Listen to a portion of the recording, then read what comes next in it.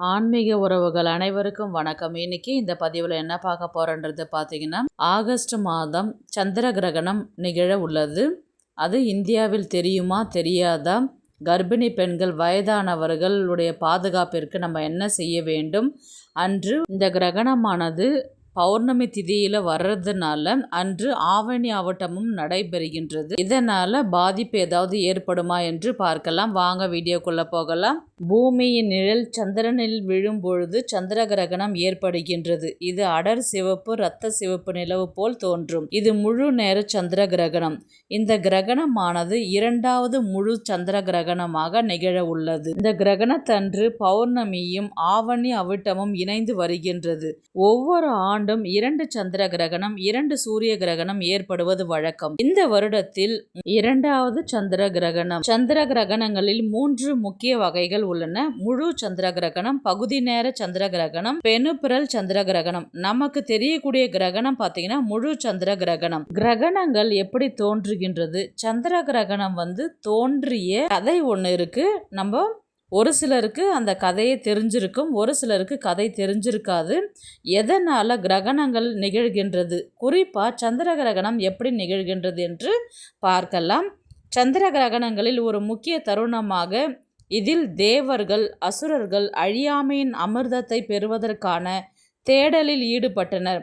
அமிர்தம் கடலில் இருந்து வெளிப்பட்ட பொழுது விஷ்ணு மோகினி என்ற மயக்கும் பெண்ணின் வடிவத்தை எடுத்து அசுரர்களை விலக்கி தேவர்களுக்கு அமிர்தத்தை விநியோகித்தார். சர்பானு என்ற ஒரு அசுரன் மாறு வேடமிட்டு தேவர்கள் மத்தியில் அமர்ந்து அமிர்தத்தை குடித்தான். சூரியனும் அசுரனை அடையாளம் கண்டு விஷ்ணுவை எச்சரித்தனர். பின்னர் விஷ்ணு தனது சக்கரத்தால் ஸ்வர்பானுவின் தலையை துண்டித்தார். இருப்பினும் அமிர்தத்தை உட்கொண்ட பிறகு ஸ்வர்பானு இறக்கவில்லை. அவரது தலை ராகுவாக மாறியது, அவரது உடல் கேதுவாக மாறியது. அப்போதிலிருந்து ராகுவும் கேதுவும் சூரியனையும் சந்திரனையும் பழிவாங்க துடிப்பதாகவும் அவ்வப்போது அவற்றை விழுங்குவதன் மூலமாக கிரகணங்களை ஏற்படுத்துவதாகவும் கூறப்படுகின்றது. சந்திர கிரகணம் அல்லது ராகு சந்திரனை மூழ்கடிக்கும் பொழுது நிகழ்கின்றது. பின்னர் அதை தக்க வைக்க அவருக்கு உடல் இல்லாததால் அதை வெளியிடுகின்றது. சந்திர கிரகணம் என்னைக்கு வருது என்று பார்க்கலாம். ஆகஸ்ட் 28ஆம் தேதி வெள்ளிக்கிழமை அன்று வருகின்றது. இந்த கிரகணம் ஆரம்பிக்கும் நேரம் ஆகஸ்ட் 28ஆம் தேதி காலை 6:53 மணிக்கு தொடங்கி நண்பகல் 12:31 மணிக்கு முடிகின்றது. இந்த கிரகணம் பகல் நேரத்தில் நடப்பதால் இந்தியாவில் இந்த சந்திர கிரகணத்தை காண இயலாது. இந்த கிரகணம் இந்தியாவில் தெரியுமா என்று கேட்டால் கண்டிப்பாக தெரியாது. மற்ற பகுதிகளில் தெரிய வாய்ப்புள்ளது. அது எந்த நாடுகள் என்று பார்க்கலாம். அமெரிக்கா, ஆப்பிரிக்கா, ஈரோப், குறிப்பாக சவுத் அமெரிக்காவில் தெளிவாக தெரியும். கிரகணத்தின் போது செய்ய வேண்டியவை, செய்யக்கூடாதவை என்று பார்க்கலாம். கிரகணத்தின் போது சூரியனிலிருந்து வரும் கதிர்கள் தாக்கப்படுவதால் வானத்திலிருந்து வரும் தீய கதிர்வீச்சுகள் நம்மை தாக்கும். அதனால வெளியே செல்வதை தவிர்க்க வேண்டும். கர்ப்பிணிகள் வெளியே வந்தால் சிசுவுக்கு பாதிப்பு ஏற்படலாம். இதனால் குழந்தைகள் குறைபாட்டுடன் பிறக்க வாய்ப்புள்ளது. கிரகணத்தை வெறும் கண்களில் பார்க்கக்கூடாது. கிரகணம் பொழுது பயணம் செய்வதை தவிர்க்க வேண்டும். கிரகணத்தின் போது செய்ய வேண்டியவை என்ன என்று பார்க்கலாம். கிரகண நேரத்தில் இறைவனுடைய நாமங்களை உச்சரிக்கலாம்.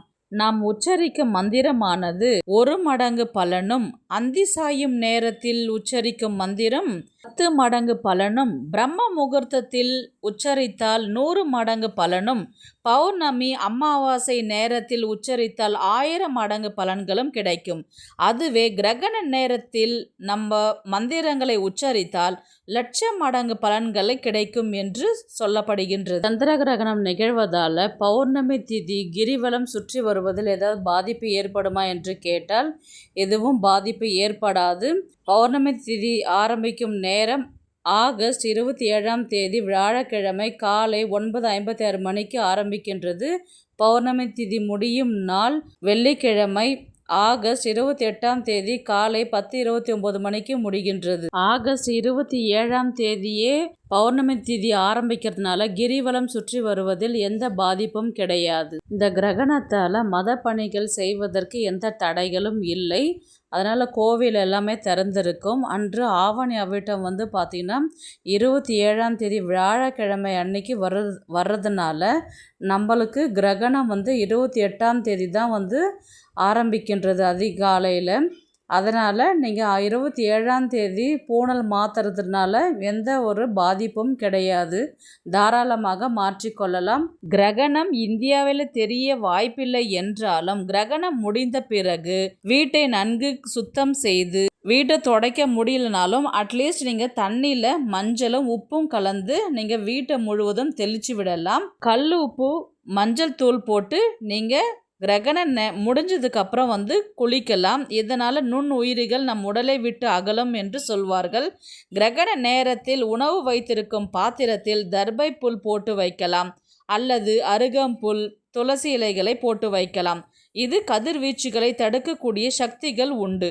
கிரகணம் முடிந்த அடுத்த நொடியே வெளியில் செல்வதை தவிர்ப்பது நல்லது. சிறிது நேரம் கழித்து செல்லலாம். கர்ப்பிணிகளின் கவனத்திற்கு கிரகணம் ஆரம்பிக்கும் முன் வீட்டினுள் இருக்க வேண்டும். வெளியில் செல்வதை தவிர்க்க வேண்டும்.